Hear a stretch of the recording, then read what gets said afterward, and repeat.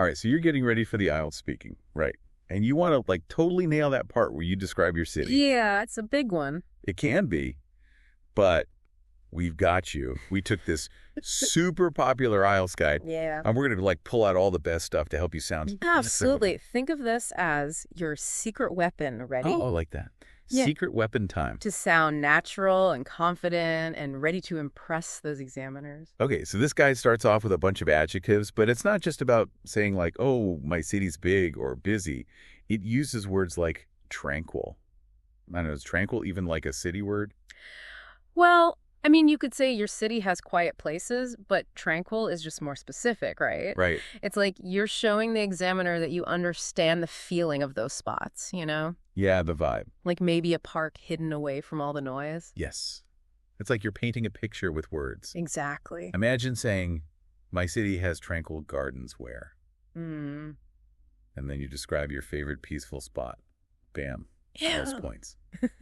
Exactly. I noticed it uses picturesque, too. What if you're talking about, like, the historic part of your city and you call it picturesque? That's a great example. It immediately evokes those cobblestone streets and charming buildings, creating a really vivid image in the examiner's mind. Okay, now the guide is all about transport vocabulary.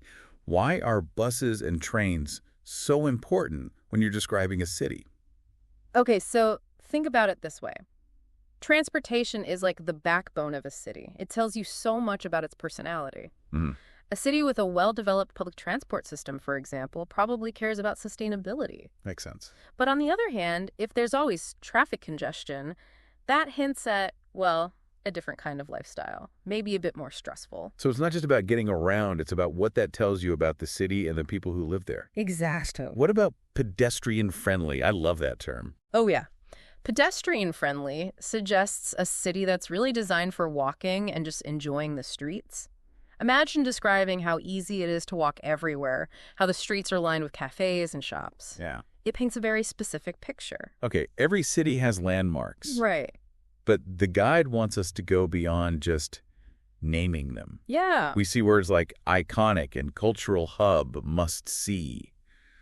Why do you think it pushes these terms? Okay, well, because these terms give you a chance to show that you understand the city's identity. Oh. Yeah. Like, iconic means something is more than just a building or a monument. It's a symbol. Yeah. Instantly recognizable. Like, even if your city isn't world famous, there are still must-see places for the people who live there, right? Yeah. Think about the spots you'd take a friend visiting for the first time. Exactly. Those are the places that capture the true spirit of your city, even if they're not on the typical tourist map. Now, the guide also gets into lifestyle. It talks about comparing a fast-paced lifestyle with a family-friendly environment. Why bring up lifestyle in the IELTS? It's like you're saying a city is more than just buildings and landmarks. It's about the people who live there and how they experience the city. Right. Describing the lifestyle allows you to show a deeper understanding of the city as, you know, like a living, breathing entity. Think about the words that capture the essence of your city's lifestyle. Is it artsy, entrepreneurial, or, I don't know, maybe even a little quirky? Yeah. You really have to think beyond the obvious. Yeah. Don't just tell them your city is friendly. Dig deeper. What makes it friendly? Are people always out and about? Are there lots of community events? Be specific and bring those details to life. Okay, I am loving these tips. Now, the guide gives sample answers to typical IELTS city questions. We're not going to just repeat them. Right. But let's look at what makes them so good. They're effective because they go beyond simple statements. They don't just say, the transportation is good. They give reasons. Yeah. They might mention the frequent service or how clean the trains are. It's like they're showing they've really thought about the question and have specific details to support their opinions. Right. They're not just using fancy words. They're showing a genuine understanding, and that's what the examiners are looking for. Okay, we've already covered a lot. We've talked about using powerful adjectives, describing transportation and landmarks, and even getting into the city's lifestyle. But there's more to come. We'll be right back. Yes. And there's so much more we can, unpack, too, right? Yeah, for sure. Think about how you describe the green spaces in your city. Ooh, yeah. Parks and gardens, even just like those streets with trees. Don't they tell you a lot about a city? Like, is it all about buildings, or do they care about nature, too? Exactly. Green spaces speak volumes about a city's character. You know, they show a commitment to sustainability and the well-being of its residents. I bet there are some killer vocabulary words for those green spaces. Like, what if you called a park an urban oasis? Perfect example, urban oasis or even green lung. Oh, yeah. Those terms go beyond just saying park, you know? Yeah.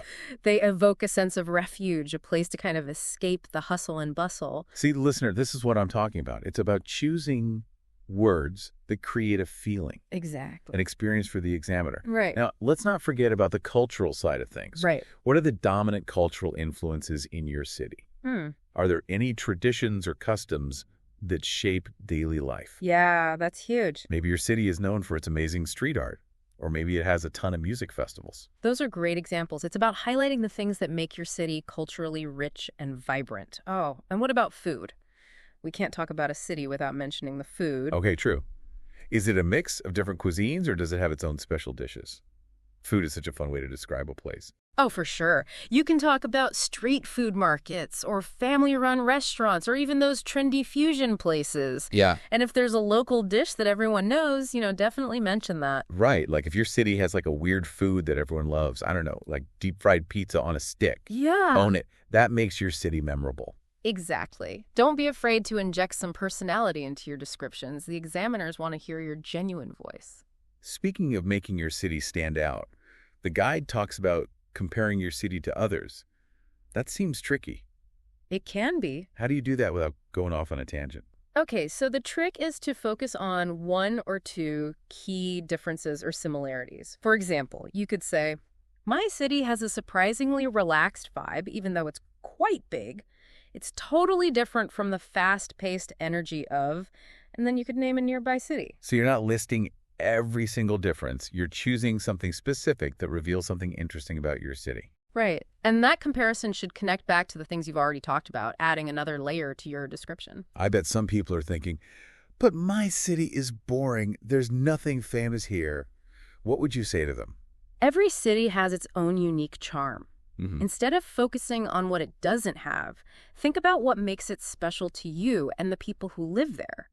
It's like, maybe it's not about having a world-famous landmark. Maybe it's about, I don't know, that awesome little bookstore where everyone knows your name. Exactly. Or maybe it's about a hidden park with an amazing view that only locals know about. Yeah. It's about those authentic experiences. And it's about sharing your city with passion and excitement. Yeah. Right?